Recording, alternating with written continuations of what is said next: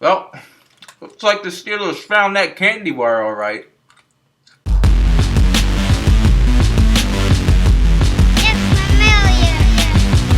Here I am, it's the on-campus kingpin, yes I am. Eagle Sessions, Gail Saunders here, and what a terrible way to lose. Is karma coming back to us? The Steelers take the Eagles down 16-14. As many might talk about Michael Vick fumbling this week, let's show some focus onto the defense here. We got a situation 3rd and long with the game on the line. We're talking 3rd and 12, and the Eagles sit back in a zone coverage. And Roethlisberger, like he normally does, he extends plays, and he found who better than Antonio Brown. Made a catch right behind Brandon Boykin. And hey, what can you say? They found the candy bar, like Antonio Brown said earlier in the week. And then on the 3rd and 4th conversion, they found Brandon Boykin again.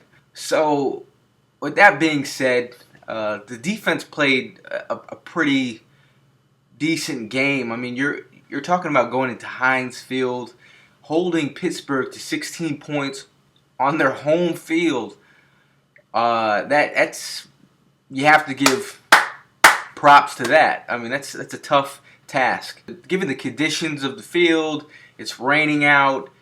The Eagles offense, they didn't excite too much on that first drive. They moved down the field, moved the ball, and that was the last time you hardly saw them in the first half really doing anything.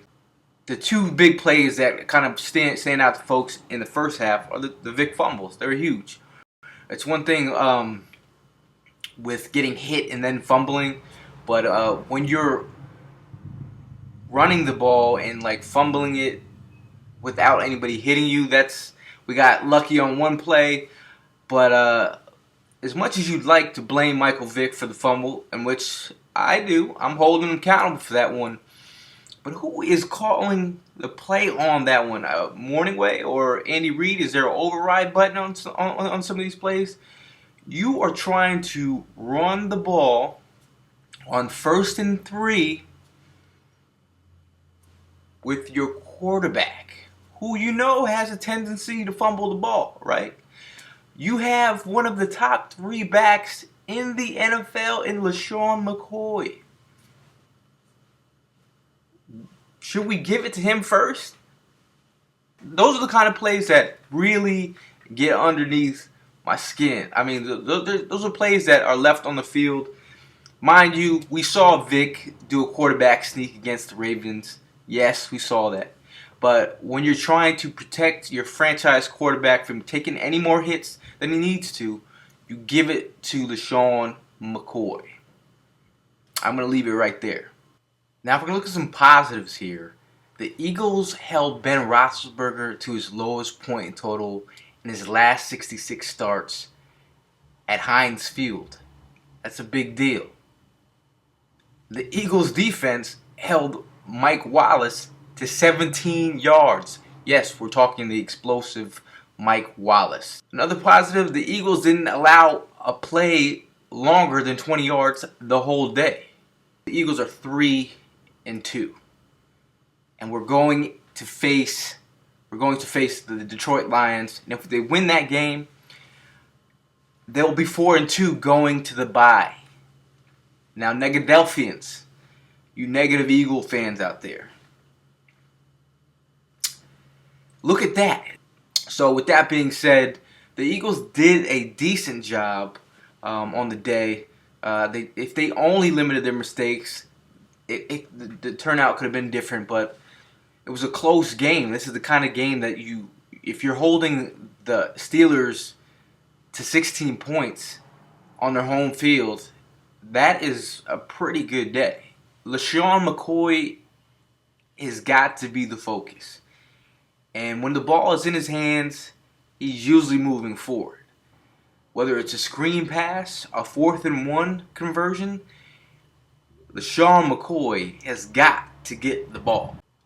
Michael Vick turning over the ball has become the issue that the media has been paying attention to. And I know there's some fans out there that want to look at Nick Foles and WWFD. What would Nick Foles do in situations like this? When your team is 3-2, first in the division, you're not going to change your quarterback. So you guys that are calling for Nick Foles right now, please go back to your cave and stuff it for a couple more weeks. Because that's not what you do if you're a coach in the NFL. When your team is in first place in the division, you're not going to do that. If you win next week versus the Lions, you're going to be 4-2 going to the bye. Why would you get rid of your first string quarterback in Michael Vick? Another negative here, the Eagles for a second straight week have failed to record a sack. Now that's something that has to get better. I mean, they had some calls where there were some holds, but they're creating pressure, but they have to get some sacks moving forward if they want to get better. You can't always get interceptions and turnovers, but sacks is something that we've come accustomed to in the last year or so. So Eagles, you got to get sacks. Michael Vick, you got to learn how to slide. Feet first. Enough of this head first junk. Please watch Aaron Rodgers scramble and slide. Please, just once. Eagles fans out there, how do you feel? You must be pissed. You must be heartbroken. I thought they were going to pull it out. I know you did. But what plays pissed you off the most? What got you on fire? Are you ready to get rid of Vick? Or are you going to hold tight and stay positive? If you like what you've seen, subscribe up there. Hit that subscribe button. I appreciate all the fan interaction. Love the messages. Love the therapy sessions. Gets Eagle stuff off my chest. Hopefully gets your mind thinking in the right way and positive for the next week. We got the Detroit Lions coming in home next week. At home field, the Eagles have a good opportunity to go 4-2 in the bye, and that's what we have to look forward to. So Eagle Sessions, this is Gale Saunders signing out. Let's go, Birds. Let's go 4-2 into this bye. That's what I'm talking about. Thank you.